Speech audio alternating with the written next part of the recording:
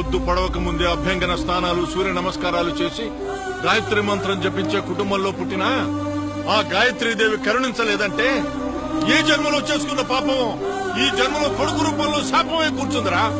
అవును, మీరే పాపం చేశారు. తరతరాలుగా మీ తాత ముత్తాతలు సరిదిద్దుకోలేని మహాపాపం చేశారు. చాతుర్వర్ణ వ్యవస్థ పేరుతో కులాలను సృష్టించి మీ ముందు తరాల వారు అతి పెద్ద పాపం చేశారు.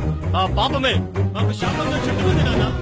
మనిషి పుడితే పూజలు, చస్తే పూజలు, ఆఖరికి గుండు గీస్తే కూడా పూజలేండి నాన్న. ఇవన్నీ దేనికి నాన్న? మనం బ్రతకడానికి కాదా? అంటే ఏమిటో నువ్వు అనేది? ఆ భగవంతుడితో మాట్లాడడానికి, వీళ్ళ బాధల్ని ఆ పరమాత్మనికి విన్నవించడానికి మనమేరా అనుసంధానకర్తలం? ఆ దేవుడితో మాట్లాడడానికి కూడా ప్రత్యేకంగా ఒక భాష ఉంటుందా? అలా అయితే ఆ భాష మనకే వస్తుందా? అప్పుడు చెవిటి మూగ గుడ్డి వాళ్ళతో పాటు నోరు లేని జీవులు ఆ దేవునితో ఏ భాషలో మాట్లాడాలన్నా? నోరు ముయ్యరా అప్రాచ్యపు వెధవా. నీ మాటలు వింటే ఆగమ శాస్త్రాలు ఘోషిస్తాయి. ఆ దేవుడికి మనం అంటే ప్రీతి, అర్చకత్వం మన సొత్తు, మనం మాత్రమే చేయాలి. అలా అని ఎవరు చెప్పారు నాన్న? అది మన సొత్తు, ఇది మన సొత్తు అంటున్నావే, దాన్ని రిజర్వేషన్ అనకూడదా?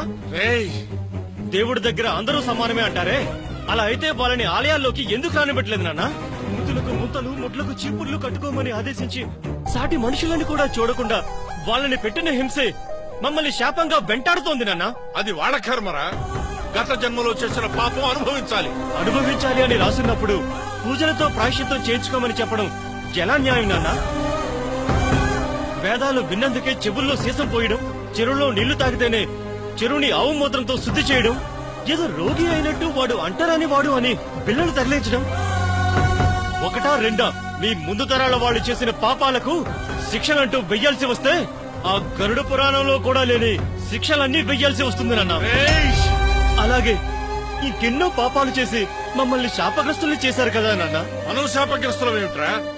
ఈ భూమి మీద అందరికంటే ముందు జ్ఞానం సంపాదించింది మనమే. కానీ వాళ్ళని మనుషులుగా చూద్దామన్న ఇంగిత జ్ఞానాన్ని మనం మర్చిపోయాం నాన్న.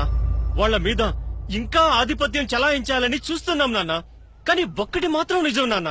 ఏమిట్రది? మన అగ్రకులస్తులు వాళ్ళని ఏనాడో దగ్గరకు తీసుకునుంటే మన దేశంలో సమసమాజం ఎప్పుడో వచ్చుండేది నాన్న. రాజ్యాంగం రాసుకున్నప్పుడు వాళ్ళకి రాజకీయ అవకాశం 10 సంవత్సరాలు ఇచ్చింది. 4000 సంవత్సరాల్లో రాని మార్పు 10 సంవత్సరాల్లో వాళ్ళ జీవితాల్లోకి వస్తుందని కాదేమో నాన్న. మనం మారడానికి. కానీ మనం మారలేదే.